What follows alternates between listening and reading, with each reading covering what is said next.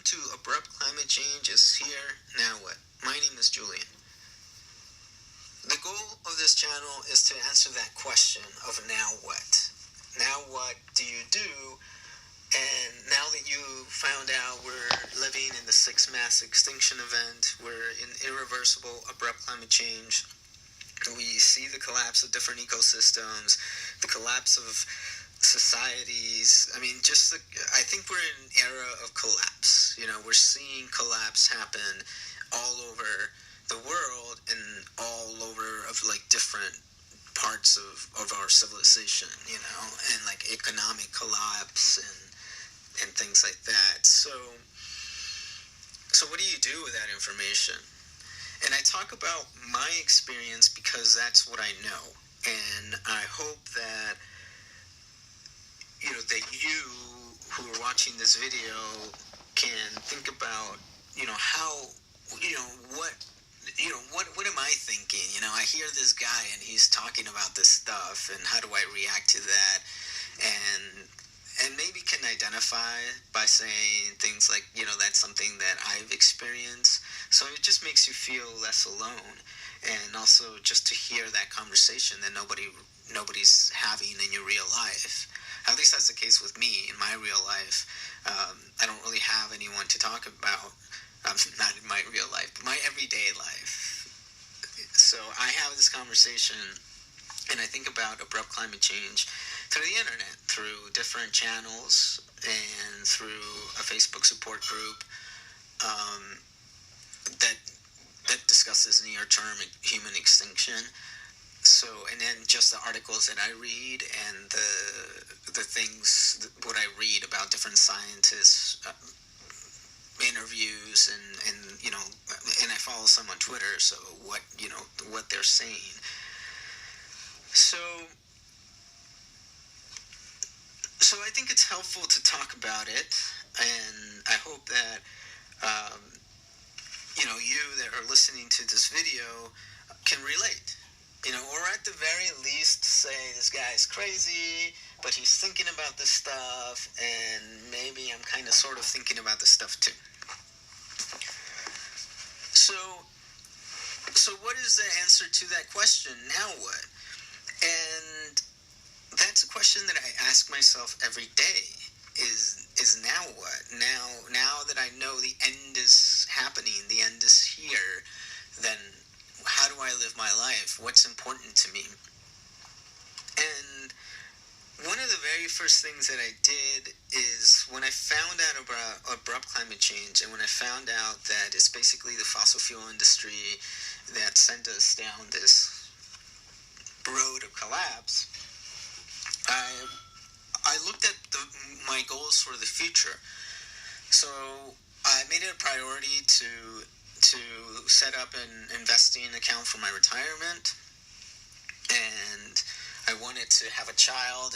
I wanted to, buy a house, and I wanted to have this retirement where I can travel and just not be broke, because I was broke and I've been broke my whole life. So I was like, well, I'm going to save, because then in the future, through compound interest and all that stuff, then the future is going to be better than my present. So once I found out about this stuff, that future was gone. I felt like that future was taken away from me, and that was really hard. It was really hard to think about, like, knowing intellectually collapse is happening and I'm not going to reach my age of retirement. So thinking about that was my now what answer. My now what answer to that was, well, I'm going to stop contributing to a 401k plan and to a retirement account, because that future is not going to be there. I'm not going to retire. Either the financial collapse, the whole civilization collapse, the planet biosphere collapse is going to happen way before my retirement age. So that was one of my immediate answers to the now what question is, let me look at my long-term goals, and they're not going to happen, so what goals do I replace it with? So I did own a little bit of Exxon Mobil stock. I mean, not a lot, maybe like, $300 worth of stock. But I thought that it was a good company to invest in because it was growing and, dividends and all that stuff. But then I found out about climate change and how the fossil fuel industry, and especially ExxonMobil, knew that that we were going to kill the planet. They knew that it was going to create climate chaos, and they didn't care. They're like, well, forget that. We're going to continue producing oil, and we're going to bury the truth, and then we're just going to say that we don't know or cast doubt on whether fossil fuel is really causing this climate change. So I sold it. I was like, no, I don't want any part of this. So that was another, now what answer. And so talking about the future, my long-term goals, I let go of them. And I think that I went through a mourning process about my long-term goals. That sounds pretty strange to say, but it was like a loss of this idea that I was working towards. And I found out that, I didn't find out, I noticed that most of my life I lived in the future. I had these goals for my career. I was going to continue working on that and kind of move up the ladder. And, I had this whole future in my mind that was going to happen. And then the hardest part is about having a child. And the now what answer to that was, no, I don't want to have a child. I don't want to bring another human being, another life into a state of collapse. I mean, for me, it's a moral decision that if I know that we're facing our own extinction in the near term, why would I want to bring someone to that? Even if I want to be selfish of the pain that I'm going to experience if watching the pain of my child, even at that selfish level, I think it's not right. But I think that just in general, I just think, but I mean, people make their own decisions. I'm not saying that no one should have children. I'm not saying that at all. I'm just saying that for me, that was a hard decision to make, of not to have a child, and that really hurt me a lot, and it still does, and I still think about it, because that was something that I wanted to be a parent. Really, I wanted that my whole life, and that's hard, and it's still hard. But I still think it's the right decision. So that was my answer to, now what is my family going to look like in the future? And I think that I went through a shift of, understanding abrupt climate change on an intellectual level, and then, taking action or changing my life to reflect that idea was a fundamental change. I mean, I think that was a huge leap in the way that I take this information in.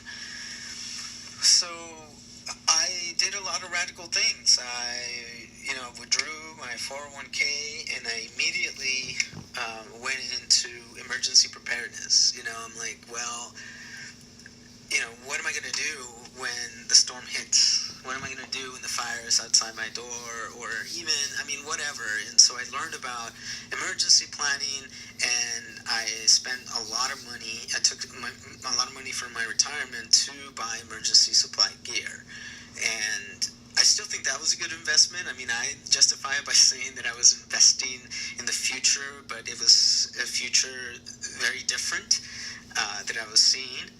And in a way, my future has been replaced from buying a house and all that stuff to how is collapse going to happen to me, and how is the world going to end? The future is not good. So, I try not to think about it, but the reality is that I think about it all the time.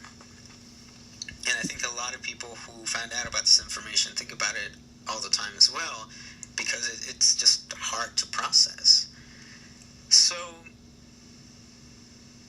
so I think that question of now what, you it's easier to answer that question for yourself if you, well, in my opinion, is if you break it down. So like I did, financially, what does that mean? Well, I'm not going to retire. The economy is going to collapse, so I don't want to put money in this retirement. So what am I going to do with that money? I mean, and it wasn't a lot. I mean, it's just a little bit of savings.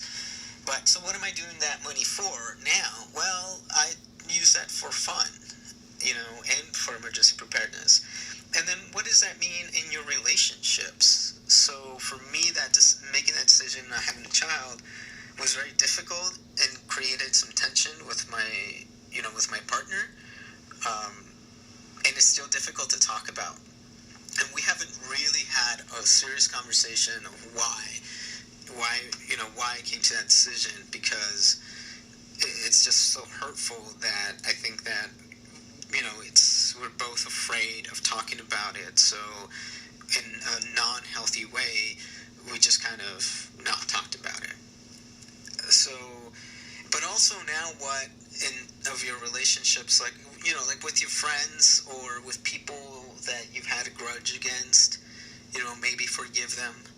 So things like that of, now that I know the world's ending, now what, how do I view my relationships with people, with my family? And I find that a lot of it becomes stronger. I want to spend more time with my family. My sense of loving people has grown a lot, and I feel more, just more love, because the time is precious, and I want to spend it with the people that I love and that I care about. But once again, that's another way of taking an intellectual concept to your everyday life. So then also, now what in your job, in your career, is it worth sacrificing time to move up the corporate ladder? And I think that changes priorities. For me, I no longer care about, I basically stopped my career, and now I have just a regular job. But it changes that. So what do you do now, right? I mean, so that's the thing, is that you just change priorities, and you change priorities in a very different way, in a very that you never really think about before. And that's what happens when you know about this stuff. It just really shocks you and it challenges you to view your life in a different way. So that question of now what is very personal and unique to individuals, and and also different, like when I'm talking different categories. Now what, with my relationship with nature, I mean, I think recycling is stupid, at this point, but I still do it. And, well, because, a lot of the stuff doesn't get recycled, actually, and it just is more energy. Anyway, so that's another question. So I encourage you to just stop for a moment and think of that now what question in categories. So maybe you can start with, the really hard thing for me was the future. So maybe you can think about that and really just consider, what does it mean to not have a future? What kind of future am I having that I think I'm having now?